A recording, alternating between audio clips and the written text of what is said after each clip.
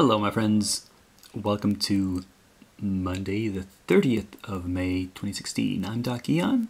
This is my weekly ramble about miniature painting. And you are looking at the Hooded Rider, a miniature that's been on my table for a long time. Finally got finished. It's unfortunately also the only thing that got finished this week because I've been busy, as I've been telling you about. Not my best work. I'm not going to show you the box artwork to compare with because they did it in a much more stylized approach, a much brighter contrasted highlighting, which I feel is fine for a display piece, but for tabletop, I kind of went with this version. There's a few places I'm not entirely happy with, but as I said, overall it's okay. It's not my favorite type of sculpt to work with.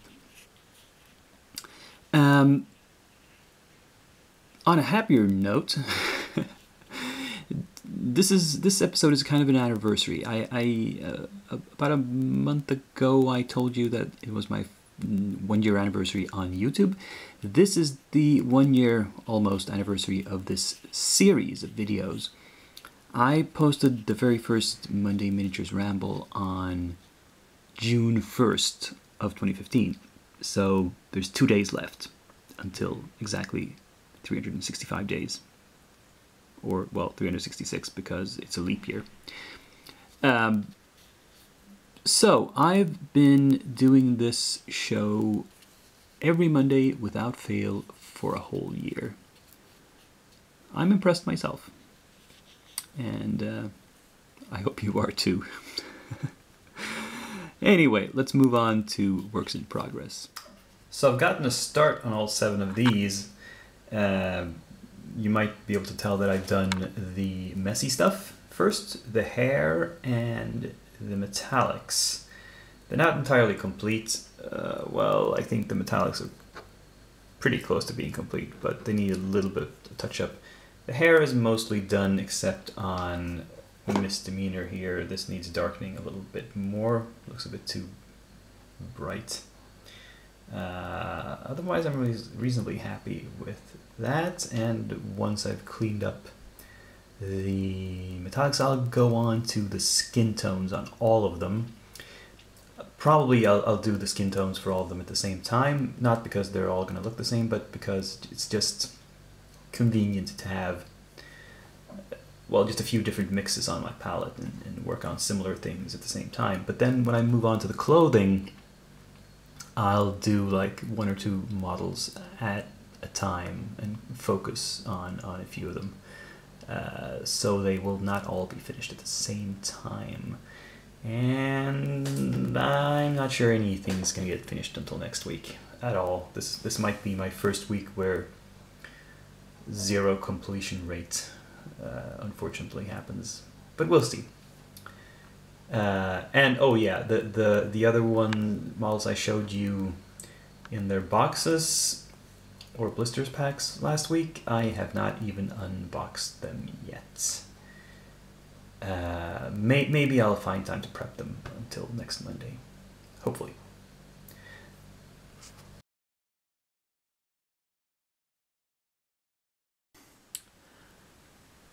Oh, those numbers aren't looking good, are they? But the reason is I had a new arrival, a new package, and I want to do an unboxing of it for you, kind of.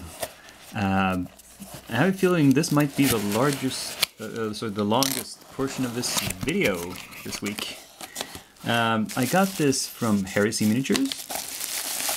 I bought some stuff from them because they had a sale. And they're one of those companies that whenever they have a special offer, you know, they have free shipping or 20% off, or as in this case, both, I will buy something from them, regardless of whether I actually feel I need it or not, simply because they're a company that I want to support. They are really, really, they have some really nice miniatures, let me put it that way. Let me unwrap a few of these and show them to you. So to start with one of the simpler models, this is a one-piece model, which is some sort of undead I think it's a white king, it's called. Yeah. You'll notice a theme among the stuff I ordered this time around, that they're all evil dudes, monsters or cultists or something. This is a big ghoul, it's supposed to be, which is in many pieces. This is just the body, and we have a victim for lying on the ground, and various arms and a head. A couple of options for heads, actually. That's nice of them. What else do we have here? We have a necromancer. Again, multi-piece with separate arms and stuff. And oh, it comes with a rock to be used as a scenic base. You take the clip off the tab then, and you just place him standing dramatically up this hill. Yeah. And somewhat related, we have a witch. Again, with a head here, with a little hat. And a broom and a cauldron. Now, this, I believe, is kind of the fire for the cauldron. I was not sure what these are. I thought they might be feet for the cauldron to rest on. Not entirely sure how they would fit on. There's no obvious connection points. I had to do some. I would have to do some pinning of my own and some calculations to figure out where the feet should be if I wanted to use those. What else we got? We have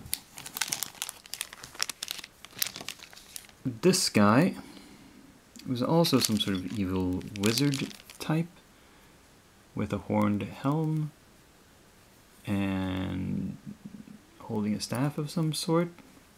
He might be connected because there was a package deal I got for some cultists, and these two, for example, are definitely part of that.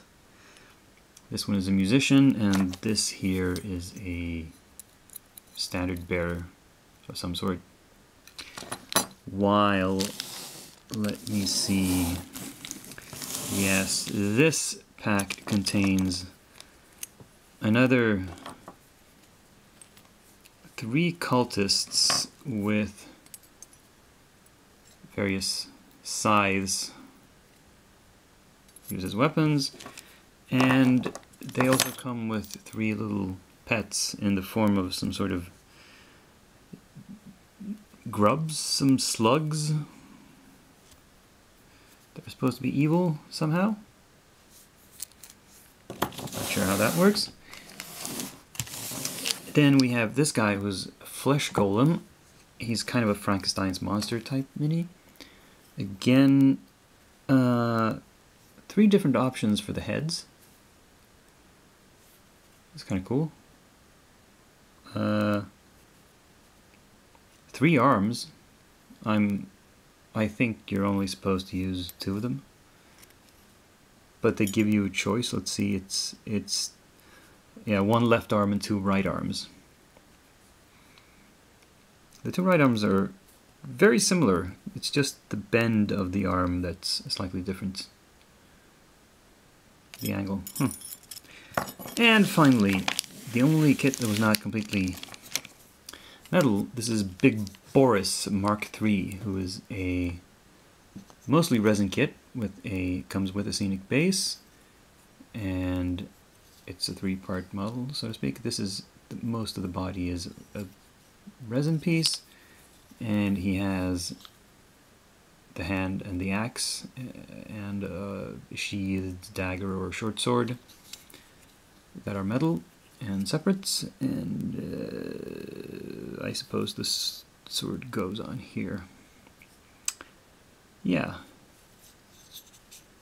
Anyway, I would highly recommend you check out Heresy Miniatures if you haven't done so. because they are fantastic sculpts and high quality casting, and well, you know, the prices are about average for the industry. And they have some really nice monsters, and they also have some sci-fi figures, which I have a few of, but I mostly buy fantasy. You know, I mostly paint fantasy stuff. So that was what I had to show off this week for the fruit of my labors. And the upcoming week, we'll see how much more I get painted. I will be still kind of busy, not at so much at work, because I will be done with most of the grading and so forth for the semester, but I'll be busy because of other hobby activities, namely my dancing. I do Latin ballroom dancing, if you didn't know that, if I haven't mentioned it before. And I've got a competition coming up this upcoming weekend, and I'm going to be training just about every evening for that. So less time to paint. But once summer comes around, which will be in a week or two, I'll pick up the pace on the painting as well. Anyway, until next week, this is Dakian, signing off.